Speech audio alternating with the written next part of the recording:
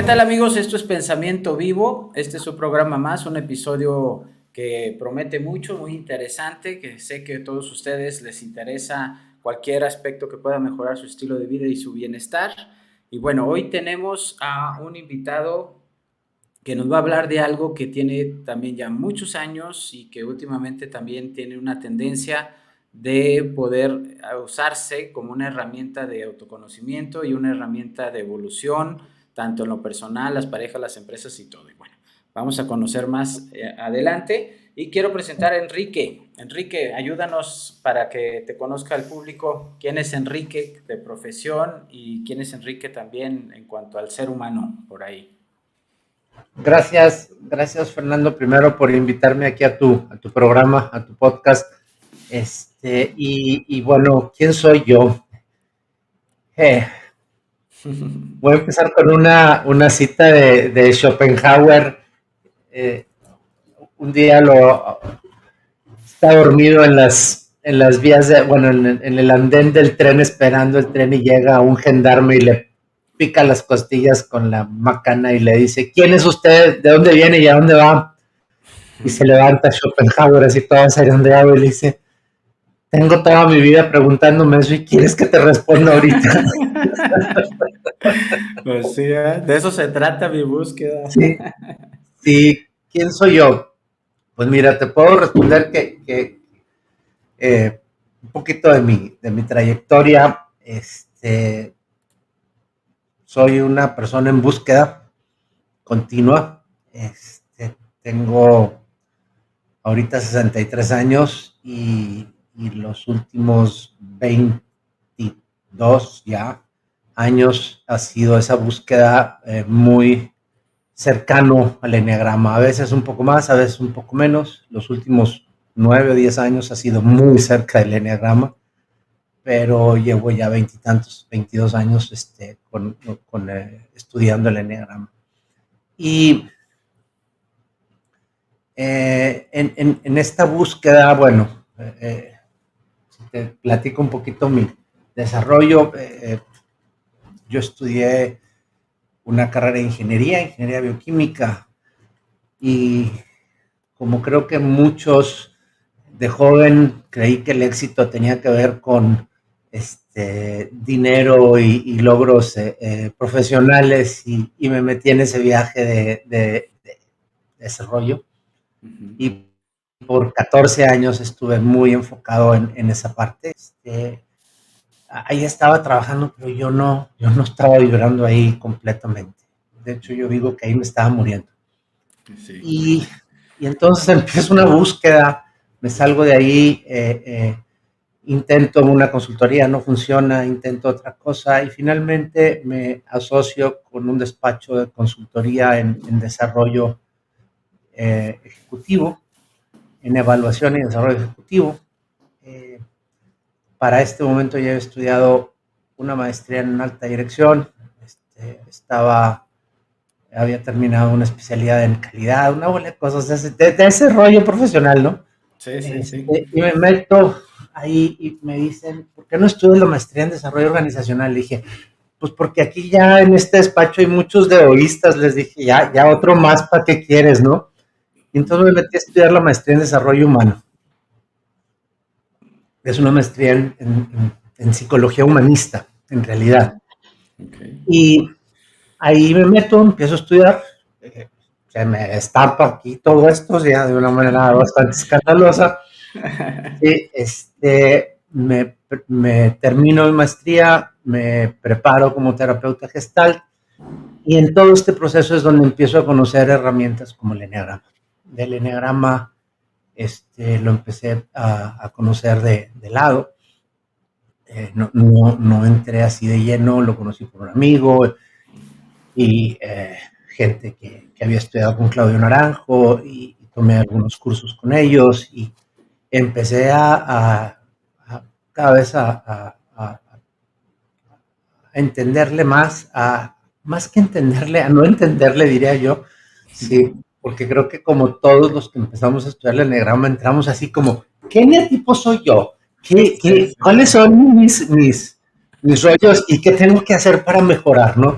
Ese tipo de cosas que son bien típicas en el estudio del enneagrama. Y Ujú. poco a poco fui encontrando que realmente es una filosofía de vida, es una aproximación existencial a muchas cosas. Y junto con esto he seguido desarrollando ya durante 24 años mi carrera como terapeuta, mi trabajo en la consultoría en el aspecto de procesos humanos, en algo de organizaciones, cada vez menos, porque la verdad me llama mucho más la atención trabajar con el ser que trabajar con las organizaciones. Como Y que, como que la empresa de repente me toca que vas y como que dices, no, ya no quiero estar aquí.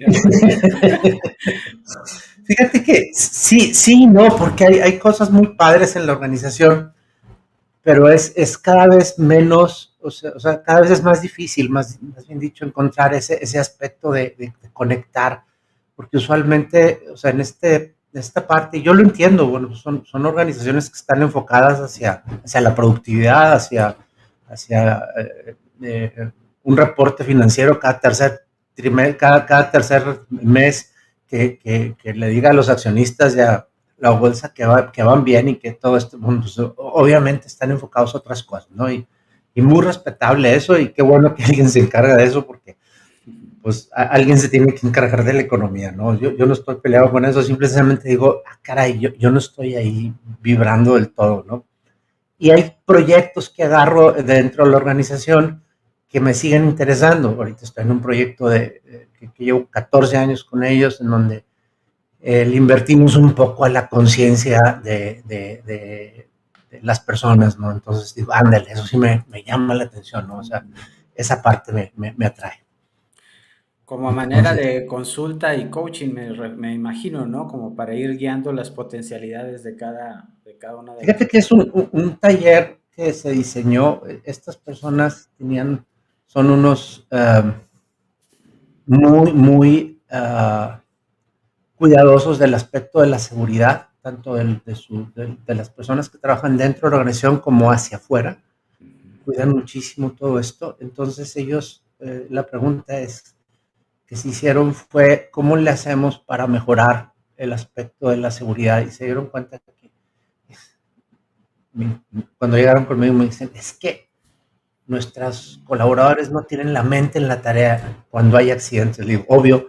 Digo, ¿y cómo que obvio? Sí, luego nadie tiene un accidente porque quiere, o sea, por eso se llaman accidentes, ¿sí? Tenemos un accidente porque andamos distraídos, o sea, si tú estás atento a lo que estás haciendo y intencionalmente vas y chocas o provocas un problema, ya no fue un accidente, fue un acto de terrorismo. Sí, tenías ganas de hacer daño, ¿no? O Así sea, es. había otra intención completamente diferente.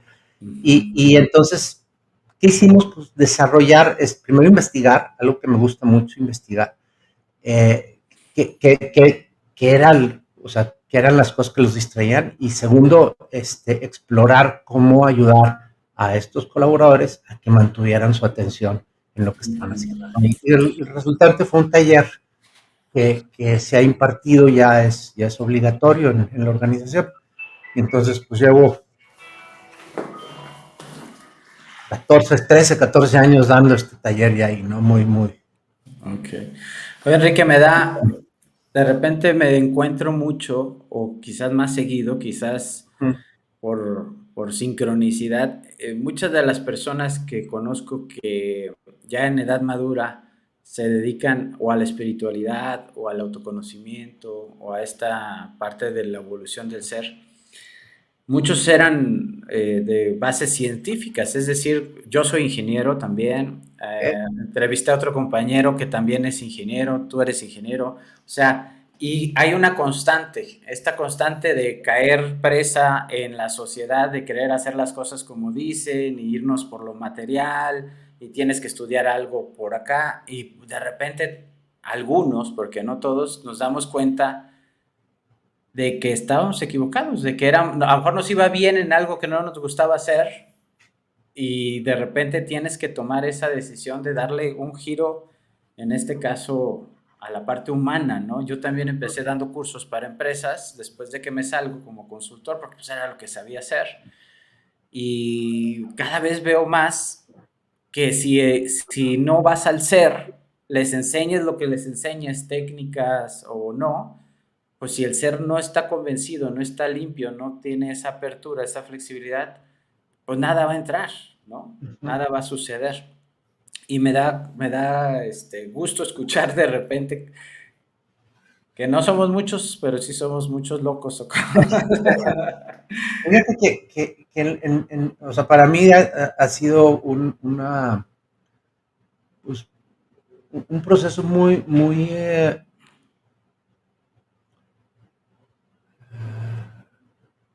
Desafiante será, porque luego desafiante. las personas, tú tienes una identidad comprada con mucha gente y de repente te ven y ahora qué andas haciendo y luego pareciera, no sé si la impresión es esta, Ajá, que se subestima en qué estás metido, ¿no? Como sí, que no lo toman tan en serio. sí, ha sido, en ese sentido ha sido desafiante. También fue, digo, para mí el cambio fue radical y fue una depuración enorme, fue una crisis muy fuerte, fue un momento en donde dejar todo lo anterior y empezar de nuevo a mis 40 y tantos años no estuvo divertido en ese sentido, pero no me arrepiento ni un minuto de haberlo hecho. Es la verdad. Creo que fue la decisión correcta. Fíjate que esto que comentas, creo que tiene que ver con algo muy importante. Creo que todos los caminos nos conducen a este conocimiento del ser, no hay manera, o sea, eh, tú ves científicos como David Bohm, como Schrödinger, que eh, llegan a un punto en donde dicen, hay algo más, este, Sí. tenemos que, o sea, y ese algo más, eh, podemos hablar de una espiritualidad atea en el científico, pero también están explorando esta parte, ¿no? Uno de los mejores libros de diálogo, de comunicación, lo escribe David Bohm, un científico físico, que se mete a esta parte del ser, ¿no? Y su teoría de los campos implicados y todo esto es interesantísima abordarla, ¿no? Y conocerla. Entonces, creo que esta necesidad, esta hambre que hay de conocimiento, que no es de todos, o sea, no todos los ingenieros o científicos la tienen. Creo que en todas partes hay sistemas de creencias muy fijos y dentro inclusive de la espiritualidad también que no te permiten un crecimiento, un desarrollo. Pero me parece que en la medida en que nos abrimos a reconocer que hay más y que eh, nuestra esencia es seguir buscando, esa búsqueda inevitablemente nos lleva a esto. Es inevitable. Ya sea por el lado de la ciencia y de lo físico, ya sea por el lado de lo sutil y lo espiritual y lo metafísico, pero finalmente acabamos dándonos cuenta que hay una necesidad de explorar esta parte. Y el Así es. ser es la esencia de toda esta exploración. Dicen por ahí que hasta los ateos necesitan de Dios para ser ateos. Pues es que el ateísmo es la negación de Dios, ¿no? Así es, entonces, Entonces, pues lo necesitas al menos para negarlo. para negarlo. Yo por eso prefiero más el término de agnóstico, Agnósticos. escéptico y de seguir, porque para mí es mucho más significativo porque implica seguir en la búsqueda, seguir en la búsqueda Así de, es. porque no tengo las respuestas y la verdad es que no las tengo. Sí, Así es. las sigo buscando. Enrique, hablemos del eneagrama. ¿Qué es Hablemos el de, eneagrama? híjole, ¿Cómo empezar para explicarle a las personas que por primera vez escuchan el término qué es el eneagrama, de dónde nace o cómo lo ves tú hoy después de tantos años de involucrarte y no como un test de revista? A ver, sí, platica. mira, para mí el enneagrama es una, Es un conocimiento que tiene que ver con el desarrollo de nuestro potencial, con el desarrollo de nuestra, el despertar, más que del desarrollo, con el despertar de nuestro potencial. El enneagrama es un conocimiento muy, muy, muy antiguo. Quienes se han metido a estudiar la historia del enneagrama lo ubican con los caldeos hace 4.600 años, una cosa así. En su origen ya había esta como intento por comprender el concepto del número 9, y el número 9 era esta totalidad de la realidad, etcétera, y desde ahí se ha venido desprendiendo muchísimo. Pero lo que conocemos hoy como enneagrama, lo que nosotros tenemos hoy, especialmente en Occidente como enneagrama, son básicamente dos corrientes. Voy a primero a poner eso y luego voy a hablar para mí qué es el enneagrama, ¿sí? El enneagrama, lo primero que empieza a llegar del enneagrama a Occidente llega por un señor Gurdjieff, Gregory Gurdjieff, en armenio de origen, ¿sí?